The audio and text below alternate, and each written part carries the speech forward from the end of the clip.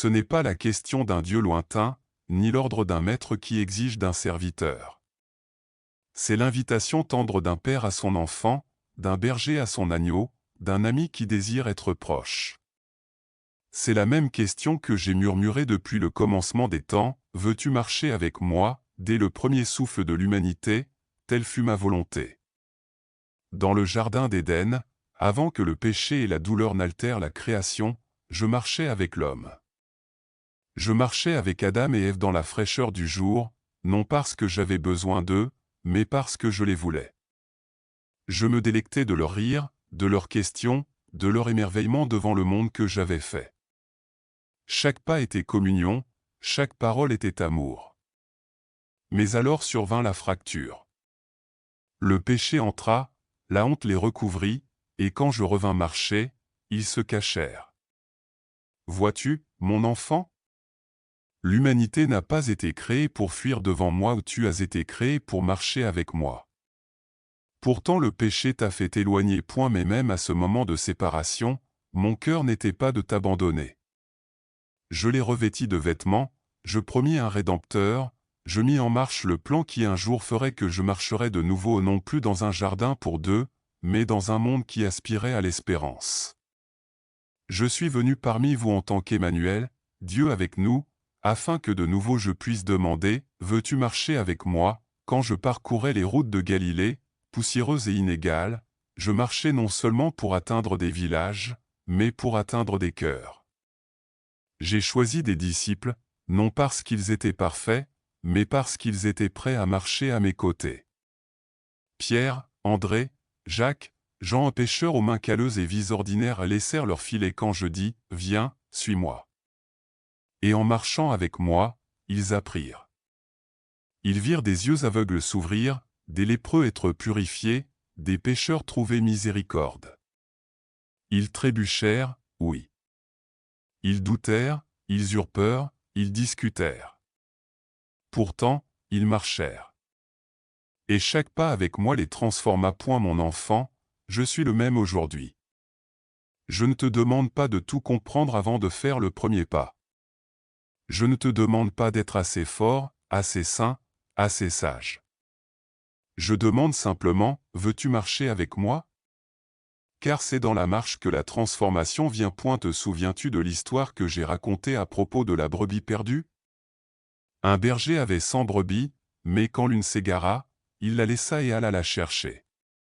Et quand il la trouva, il la porta à la maison dans la joie. Luc 15, 4-7. Mon enfant, tu es cette brebis. Même quand tu irais loin, même quand ton chemin t'a conduit parmi les épines, j'ai parcouru les collines pour te trouver. Et quand je portais ma croix, je te portais aussi chaque fardeau, chaque péché, chaque honte.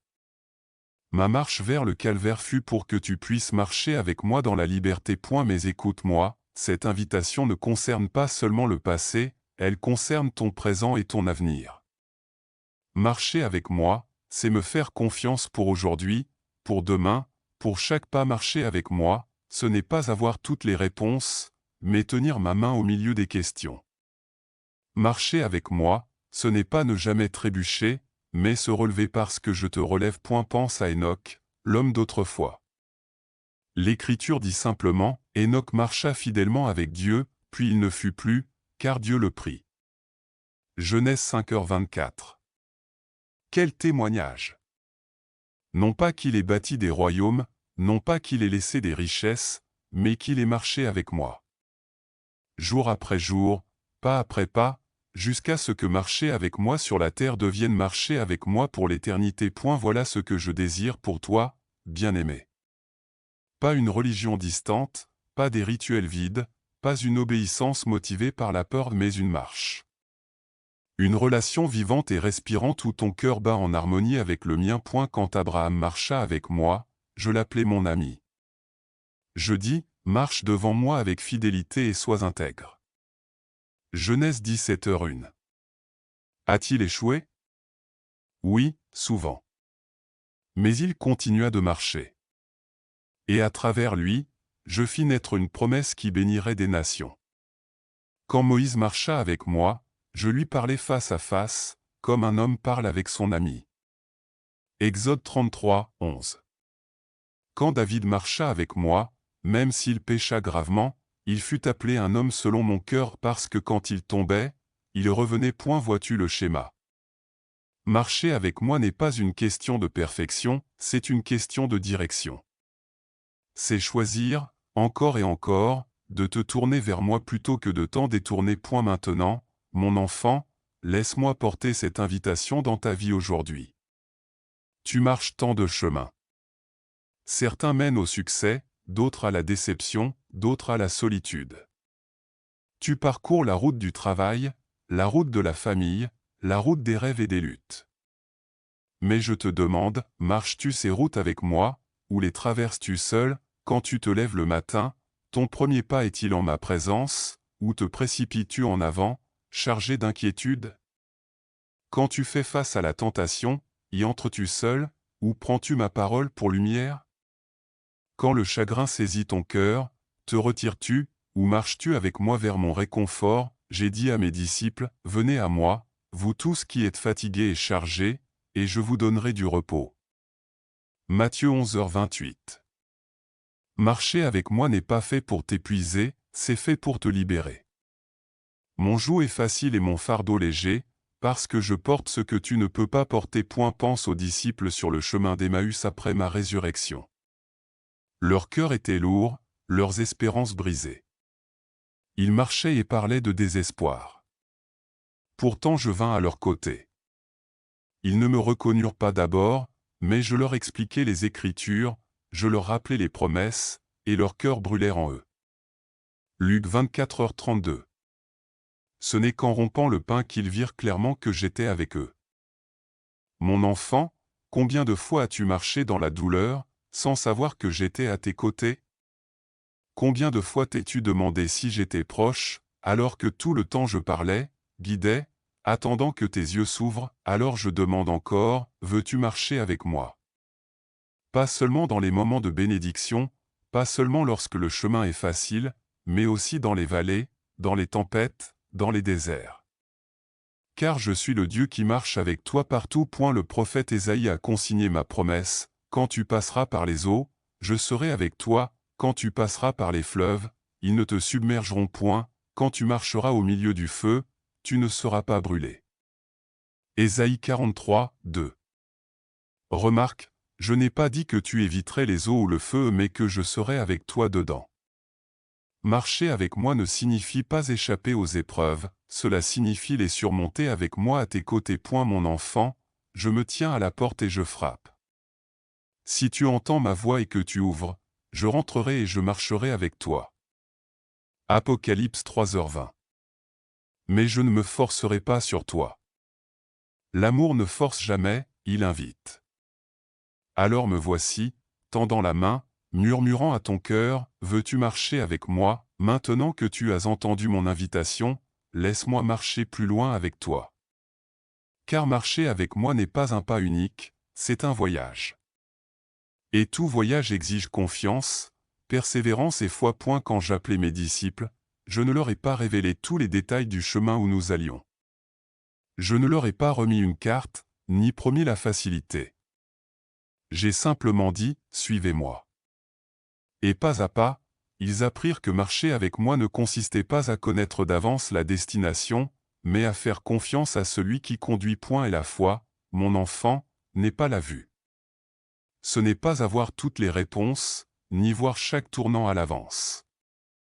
La foi, c'est choisir de marcher même quand la route est brumeuse, même quand ton cœur tremble, même quand tu ignores ce que demain réserve. Car comme je l'ai dit à Thomas, heureux ceux qui n'ont pas vu et qui ont cru. Jean 20h29, te souviens-tu de la tempête sur la mer de Galilée? Mes disciples rament avec force contre le vent, les vagues frappant leur barque. La peur les envahit, bien qu'ils eussent marché avec moi et vu ma puissance. Dans l'obscurité de la nuit, je vins à eux, marchant sur l'eau. Ils crièrent de terreur, croyant que j'étais un fantôme. Mais je dis, prenez courage. C'est moi. N'ayez pas peur. Matthieu 14h27, Pierre, audacieux mais vacillant, dit, « Seigneur, si c'est toi, ordonne-moi de venir vers toi sur l'eau. » Et je dis, « Viens. » Un instant, il marcha vers moi les yeux fixés sur les miens. Mais le vent hurla plus fort, les vagues montèrent, et la peur détourna son regard. Il commença à couler. Pourtant, tandis qu'il s'écriait, « Seigneur, sauve-moi », je tendis la main et le pris. « Mon enfant, telle est la route de la foi. Tu sortiras de la barque, tu sentiras l'impossible sous tes pieds, et puis les tempêtes de la vie rugiront. Mais même si ta foi vacille, ma main est forte. Je ne te laisserai pas te noyer. Le voyage de la foi n'est pas l'absence de tempête, c'est ma présence au milieu d'elle. Tu comprends? La barque les porta à travers non pas à cause de leur force, mais parce que j'étais avec eux. Et il en sera de même pour toi. Te souviens-tu, après ma résurrection, du chemin d'Emmaüs? 2 de mes disciples marchaient dans le chagrin, croyant que tout était perdu. Leur cœur était lourd, leurs espérances brisées. Ils parlaient de moi comme si j'étais parti pour toujours. Pourtant j'étais à leur côté. J'expliquais les Écritures, je leur rappelais les promesses, et pourtant ils ne me virent pas nettement. Ce ne fut qu'en rompant le pain que leurs yeux s'ouvrirent, et ils réalisèrent, j'avais été avec eux tout le temps. Mon enfant, combien de fois parcours-tu ta propre route d'Emmaüs? Combien de fois te sens-tu abandonné, pour réaliser plus tard que je ne t'avais jamais quitté? La foi n'est pas toujours reconnaître ma présence sur le moment. À la foi, c'est croire que je suis là même quand tu ne peux pas voir. Le psalmiste a dit, « Même quand je marche dans la vallée de l'ombre de la mort, je ne crains aucun mal, car tu es avec moi. » Psaume 23h4. Remarque, la vallée est réelle, l'ombre est lourde, mais ma présence change tout. La foi ne nie pas la vallée, mais refuse d'en avoir peur. Car tu n'es jamais seul dedans. J'ai raconté une autre parabole, un homme bâtit sa maison sur le sable, et quand les pluies vinrent, elle s'effondra. Un autre bâtit sur le roc, et bien que la tempête batte contre elle, la maison resta ferme. Matthieu 7, 24-27. Marcher avec moi dans la foi, c'est bâtir sur le roc de ma parole. Les tempêtes te mettront à l'épreuve, les vents te secoueront, mais ton fondement tiendra. Te rappelles-tu Abraham, que mon père appela à quitter sa patrie pour aller en un lieu qu'il ne connaissait pas? Il marcha par la foi, et non par la vue.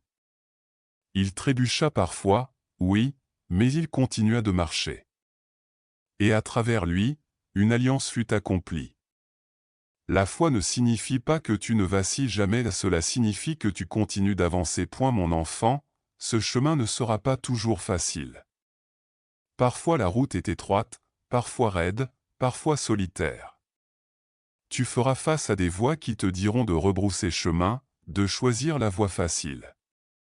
Mais j'ai dit, entrez par la porte étroite, car large est la porte et spacieux est le chemin qui mène à la perdition, et il y en a beaucoup qui entrent par là. Mais étroite est la porte et resserré le chemin qui mène à la vie, et il y en a peu qui les trouvent. Matthieu 7, 13-14, N'aie pas peur de la voie étroite. Bien qu'elle soit moins fréquentée, et qu'elle semble plus dure, elle mène à la vie éternelle. Et je la parcours avec toi. Paul, mon serviteur, dit plus tard, nous marchons par la foi et non par la vue. 2 Corinthiens 5h7. Tel est l'essence de ce voyage, ne pas dépendre de ce que tu vois, mais de qui tu connais. Ne pas mesurer ton chemin par le confort, mais par la proximité avec moi. Mon enfant, même quand tu tombes, que la honte ne t'empêche pas de marcher. Souviens-toi de Pierre, qui m'a renié 3 fois. Il pensait que son échec le disqualifiait. Pourtant, après ma résurrection, je le restaurai. Je lui demandai, « M'aimes-tu » et je lui dis, « Fais paître mes brebis. » Jean 21, 15-17. La foi n'est pas de ne jamais tomber, elle consiste à se relever dans ma miséricorde et à continuer le voyage. Ainsi, mon enfant, sur ce chemin de foi, voici ce que je te demande, prends ma parole comme ta lampe et ta lumière. Prends ma main quand tu ne peux pas voir la route. Prends courage quand les tempêtes font rage, car je suis dans la barque. Prends espérance quand le chagrin t'aveugle, car je marche à côté de toi. Prends la joie, car chaque pas avec moi te rapproche de l'éternité. Tu as entendu mon invitation, et tu as vu que la foi est un voyage. Mais maintenant je dois te dire une vérité que beaucoup cherchent à éviter, marcher avec moi à un coup. Quand les foules me suivaient, beaucoup venaient pour des miracles, pour du pain, pour la guérison.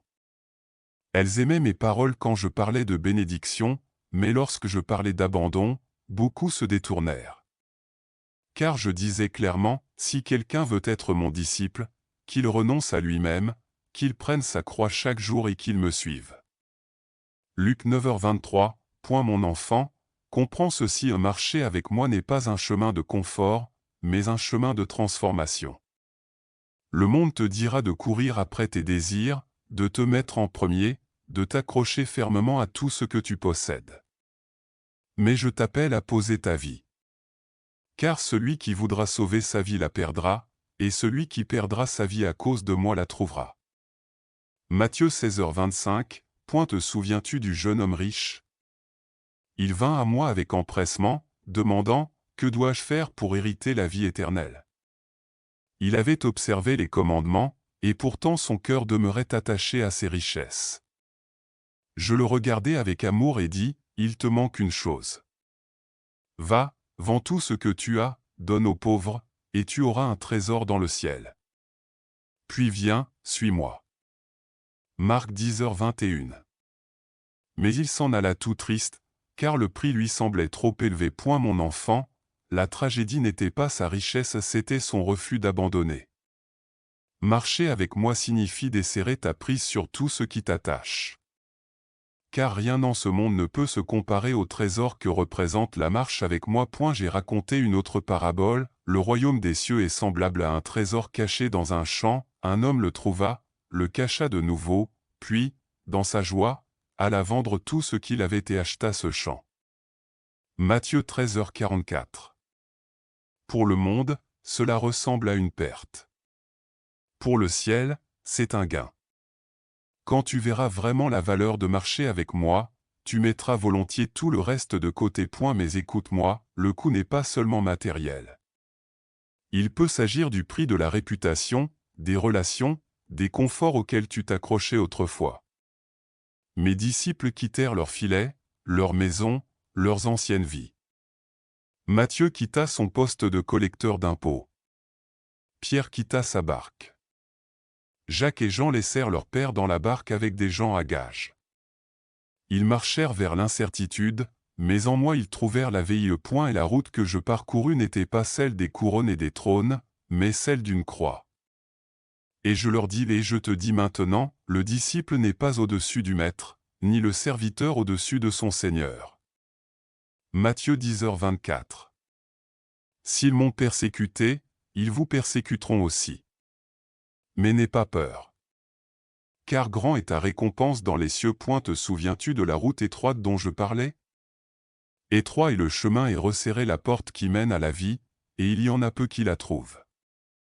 Matthieu 7h14. Beaucoup préfèrent la large route, où les désirs sont assouvis et les sacrifices rares. Mais cette route mène à la perdition. Marcher avec moi, c'est choisir le chemin étroit, le chemin de l'abandon, de l'obéissance et de la foi, et bien qu'il coûte beaucoup, il mène à la vie éternelle. Permets-moi de te rappeler les 10 vierges. 5 étaient sages, 5 étaient folles. Les folles n'avaient pas apporté d'huile pour leurs lampes, et quand le fiancé arriva, elles furent prises au dépourvu. La porte fut fermée, et elles restèrent dehors. Matthieu 25, 1-13. Mon enfant, marcher avec moi signifie être prêt. Cela signifie vivre non seulement pour les plaisirs d'aujourd'hui, mais pour l'éternité de demain. Même mes disciples les plus proches luttèrent avec le coup. Quand je leur dis que je devais souffrir et être tué, Pierre me reprit. Il ne pouvait concevoir que la souffrance fasse partie du plan de Dieu. Mais je lui dis, tu n'as pas en tête les pensées de Dieu, mais celles des hommes. Marc 8h33.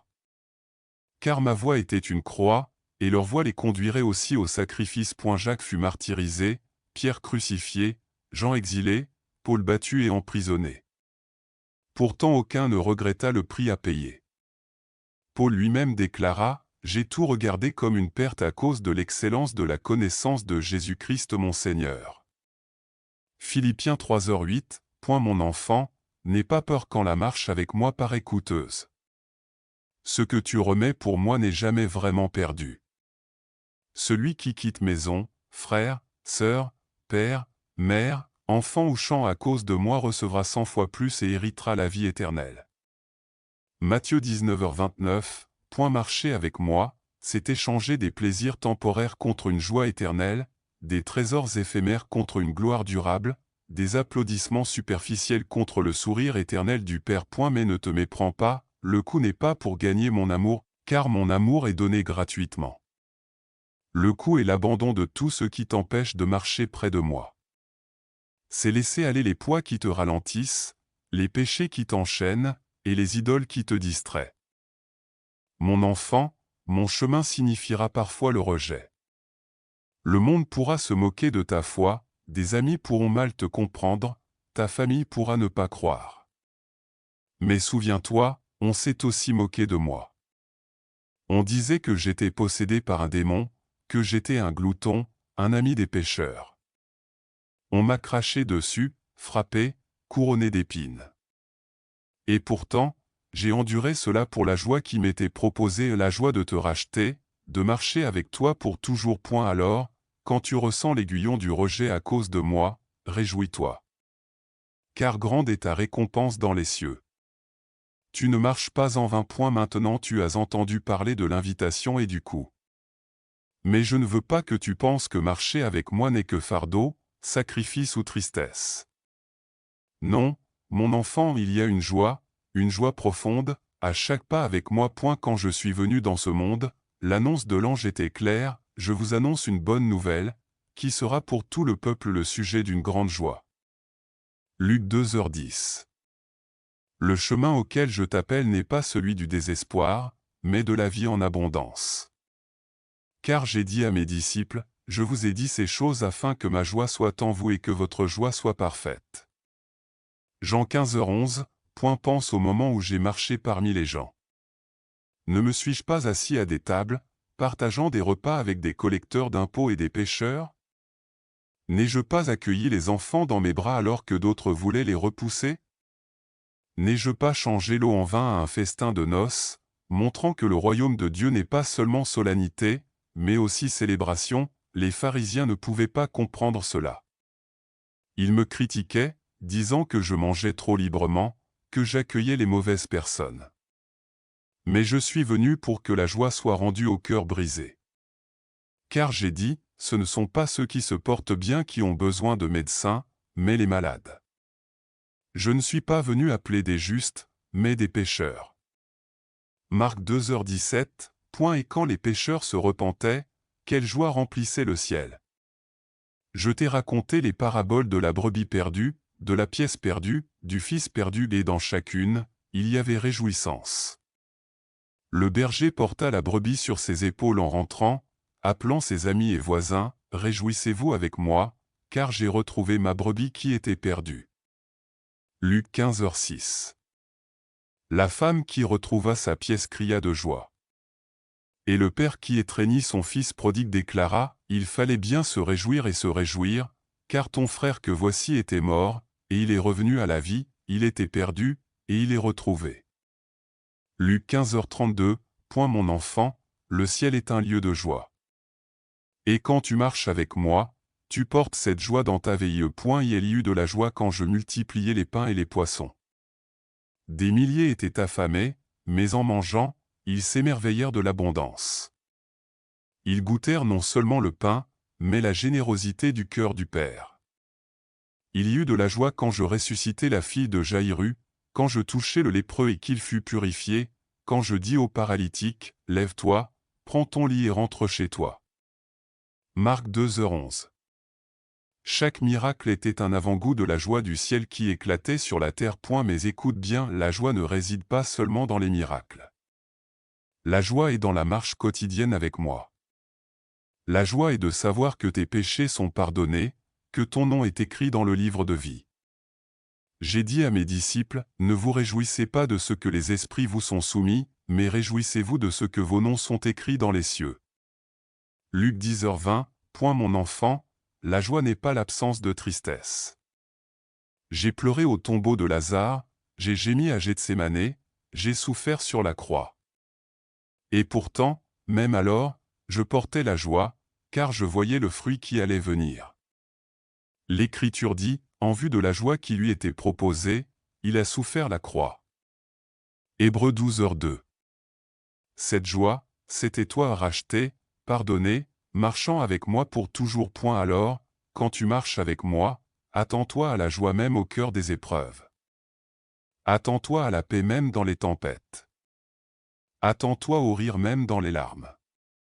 Car tel est le paradoxe de mon royaume, ceux qui pleurent seront consolés, ceux qui ont faim seront rassasiés, les doux hériteront la terre, et les cœurs purs verront Dieu. Matthieu 5, 3-8, Te souviens-tu des béatitudes? Je les ai prononcées non comme des fardeaux, mais comme des bénédictions. Je montrais le chemin de la joie, non pas le bonheur du monde qui passe, mais la félicité éternelle qui demeure. Le monde appelle joie la richesse, le plaisir, le statut. Moi, j'appelle joie la proximité de Dieu, l'assurance de l'espérance, le don de la paix. Quand tu sers les autres, il y a de la joie. Pense au bon Samaritain. Il s'arrêta pour l'homme blessé alors que d'autres passaient. Sa compassion apporta la guérison. Cela aussi est la joie à aimer, donner, voir un autre relever. Car j'ai dit, il y a plus de bonheur à donner qu'à recevoir.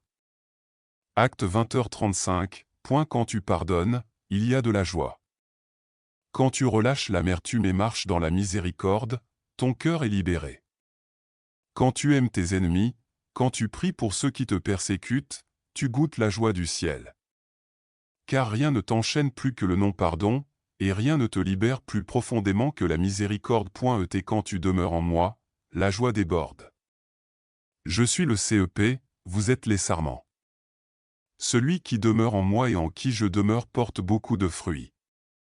Jean 15h5. Et le fruit de l'esprit est l'amour, la joie, la paix, la patience, la bonté, la bienveillance, la fidélité, la douceur et la maîtrise de soi. Galates 5, 22-23, Mon enfant, pense à la joie comme au parfum de la marche avec moi.